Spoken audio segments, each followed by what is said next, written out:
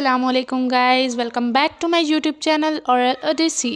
तो कैसे हैं आप सब? मुझे पता है मैंने बहुत लेट कर दिया, बहुत इंतज़ार करवाया। वो असल में मेरे जो हैं प्रोफेशनल एग्ज़ाम्स चल रहे थे सेकंड ईयर के, तो अब मैं रिटर्न से बिल्कुल फ़ारिग हो गई हूँ और अब मैं जल्दी रोज़ आपके लिए नई से नई वीडियोज़ अपलोड किया करूँगी ताकि आपके लिए वो हेल्पफुल रहे। तो आज का हमारा टॉपिक है classification of the impression materials. Impression materials जो है वो डेंटल मटेरियल्स का एक चैप्टर है जो कि बहुत इम्पॉर्टेंट है। इसमें हम ये बताएंगे कि कौन कौन से मटेरियल्स को यूज़ करके हम इम्प्रेशन ले सकते हैं। ठीक है, तो क्लासिफिकेशन हम करेंगे इसमें इम्प्रेशन मटेरियल की। तो चलें हम शुरू करते हैं गाइस। तो सबसे पहले हमें पता होना चाहिए कि पर्पस ऑफ इम्प्रेशन मटेरियल क्या है। तो आपको देखकर या आपको सुनकर क्या लग रहा होगा कि इम्प्रेशन मटेरियल का पर्पस क्या है? तो नाम से ही जाहिर हो जाता है कि इम्प्रेशन मटेरियल वो मटेरियल्स होते हैं जो हमारे ओरल स्ट्रक्चर्स के, हमारे माउथ के ओरल टिश्यूज़ के एग्जैक्ट रेप्लिका बनाते हैं, और यही जो एग्जैक्ट रेप्लिका होते हैं आगे फर्दर डेंटल प्रोसीजर्स में हमारे लिए हेल्पफुल होते हैं। तो ये इम्प्रेशन मटीरियल्स डेंटल मटीरियल्स में और डेंटल प्रोसीजर्स में बहुत ज़्यादा वैल्यू रखते हैं जी। अब हम देखते हैं क्लासिफिकेशन। अब क्लासिफिकेशन दो तरह से होती है, इलास्टिक और नॉन इलास्टिक कैटेगरीज से। अब नाम से जाहिर हो रहा है कि जो इलास्टिक मटेरियल्स होंगे उनमें इलास्टिसिटी होगी और जो नॉन इलास्टिक मटेरियल्स होंगे वो हार्ड किस्म के होंगे, ब्रिटल से होंगे। ठीक है, तो हमारे पास पहले इलास्टिक मटेरियल्स में आ जाते हैं agar, alginate, polysulphide, polyether, condensation silicone and addition silicone. और नॉन इलास्टिक मटेरियल्स में हमारे पास आता है plaster of Paris, zinc oxide, eugenol and impression compound.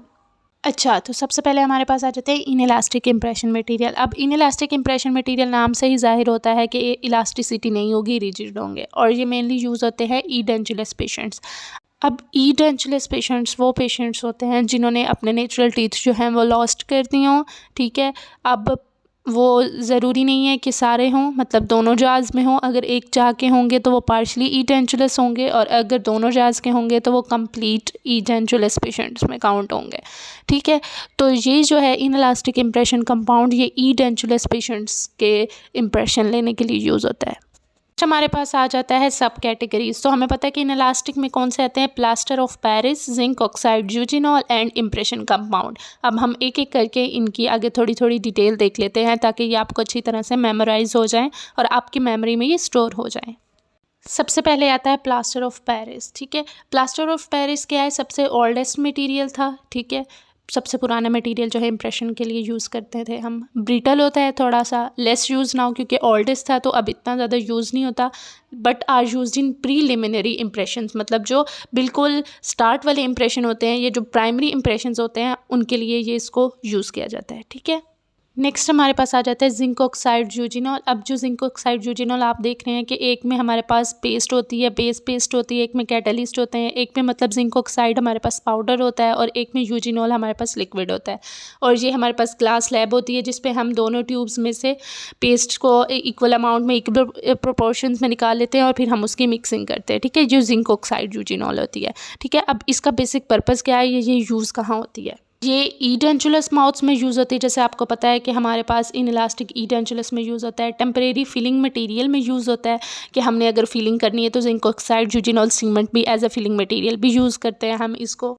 Next हमारे पास ये है कि ये 2 ट्यूब सिस्टम होता है। मैंने आपको पहले भी बताया है कि ये 2 तरह से 2 ट्यूब में आता है, जिंक ऑक्साइड और यूजिनॉल, और classified as hard paste and soft paste. ठीक है, 2 तरह की ये पेस्ट होती हैं, एक हार्ड पेस्ट होती है और एक सॉफ्ट पेस्ट, मतलब टाइप 1 और टाइप 2। नेक्स्ट हमारे पास आ जाता है इम्प्रेशन कंपाउंड, जिसको हम क्या कहते हैं, मॉडलिंग प्लास्टिक भी हम कहते हैं। ठीक है, और ये एक थर्मल प्लास्टिक मटेरियल है। ठीक है, ये शीट्स की फॉर्म में, ये स्टिक्स की फॉर्म में आता है। ये देखें जैसे सर्कल में ये शीट्स है और स्टिक्स की फॉर्म में आता है। ठीक है, ये भी प्राइमरी इंप्रेशंस के तौर पे यूज़ होता है और इसकी थर्मल कंडक्टिविटी जो होती है वो बहुत कम होती है।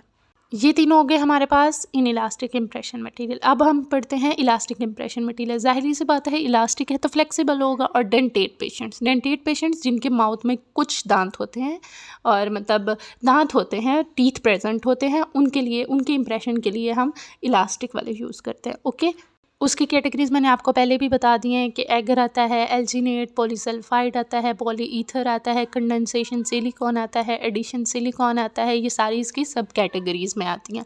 अब हम एक एक करके इन सब को थोड़ा थोड़ा एक्सप्लेन कर लेते हैं, थोड़ा थोड़ा से समझ लेते हैं। और अगर आपको मज़ीद इस पर फर्दर हर एक की टाइप पे चाहिए तो आप मुझे कमेंट्स में बताएं, मैं आपको हर एक को सेपरेट वीडियो में डिटेल में एक्सप्लेन करूँगी। सबसे पहले होता है एगर, जो कि रिवर्सिबल हाइड्रोकोलाइड है। ये सबसे पहले क्या होता है कि हीट सेंसिटिव होता है, उसके अलावा क्राउन्स और ब्रिजेस में यूज़ होता है। ठीक है, इसके अंदर 3 कंपार्टमेंट कंडीशनिंग सिस्टम होते हैं, लिक्विफेक्शन, स्टोरेज और टेम्परिंग, जिसके इन तीनों कंपार्टमेंट से गुजर के हमारे पास जो एगर है वो फिर आता है, जिसके थ्रू हम इम्प्रेशन लेते हैं। तो ये सबसे पहली जो सब कैटेगरी थी रिवर्सिबल हाइड्रोकोलाइड, जिसको हम एगर कहते हैं। नेक्स्ट हमारे पास आ जाता है एल्जीनेट। ये इकोनॉमिकल यूज़ होता है, इसकी क्विक सेटिंग होती है और ये मॉडल्स में यूज़ होता है। ठीक है, एल्जीनेट को हम मॉडल्स जो हमने रखे होते हैं ना, जिसको स्टडी मॉडल्स जैसे हो सकते हैं, जिसे जो स्टडी के लिए यूज़ होते हैं, तो उनमें एल्जीनेट यूज़ होता है। और ओवर मिक्सिंग जो है इसकी स्ट्रेंथ को रिड्यूस कर देगी। ज़ाहिर सी बात है, जितनी ज़्यादा मिक्सिंग करेंगे उतना ये थिन हो जाएगा और स्ट्रेंथ इसकी बिल्कुल सेटिंग के बाद स्ट्रेंथ जो है वो बहुत कम हो जाएगी। थर्ड पे हमारे पास आ जाता है पॉलीसल्फाइड। ये भी ट्यूब की तरह से होता है, ये ओल्ड है, ये भी और मतलब पुरानी है। ठीक है, फ्लेक्सिबल है क्योंकि ये इलास्टिक इंप्रेशन मटेरियल है और ये कंप्लीट डेंचर्स की जो इंप्रेशन है उसके लिए यूज़ करते हैं हम इसको। नेक्स्ट हमारे पास आ जाता है पॉली ईथर। जैसे कि ये हमें पता है कि इलास्टिक में है, लेकिन ये फिर भी रिजिड होता है। एक्यूरेसी बहुत ज़्यादा इसकी होती है और ये इम्प्लांट्स के लिए बहुत ज़्यादा सूटेबल होता है। किसी का इम्प्लांट करना है, हमने उसका इंप्रेशन लेना है, तो हम पॉली ईथर को यूज़ करते हैं। नेक्स्ट हमारे पास आ जाता है कंडेंसेशन सिलिकॉन। ये हमारे पास ये भी ट्यूब लाइट बॉडी होती है, बेस पेस्ट होती है और कैटलिस्ट पेस्ट होती है। ठीक है, उसके अलावा जो है हमारे पास इसका क्या होता है, इसकी प्रॉपर्टीज़ में क्या है कि ये क्विक सेट है, बहुत जल्दी सेट होता है। डायमेंशनली ये अनस्टेबल होता है और इथाइल अल्कोहल जो है वो इसके बाय प्रोडक्ट में हमारे पास आता है। मतलब बेस पेस्ट और कैटलिस्ट पेस्ट के दरमियान रिएक्शन होगा और एज अ बाय प्रोडक्ट हमारे पास इथाइल अल्कोहल आता है। Last but not the least addition silicone है। ठीक है, वो मोस्ट एक्यूरेट होती है, फिक्स्ड प्रोस्थेसिस के लिए यूज़ होती है। उसका डिसएडवांटेज क्या है कि उसकी हाइड्रोफोबिक नेचर होती है। ठीक है, जिसके लिए हमें जो है इसमें कुछ एडिशनल सब्सटेंसेस जो हैं उनको ऐड करना होता है। सरफेक्टेंट, जैसे कि हमने इसकी हाइड्रोफिलिसिटी प्रोवाइड करने के लिए सरफेक्टेंट को ऐड करना होता है ताकि उसकी हाइड्रोफोबिक नेचर जो है वो ख़त्म हो सके और हाइड्रोफिलिसिटी उसमें हमारे पास ऐड हो जाए।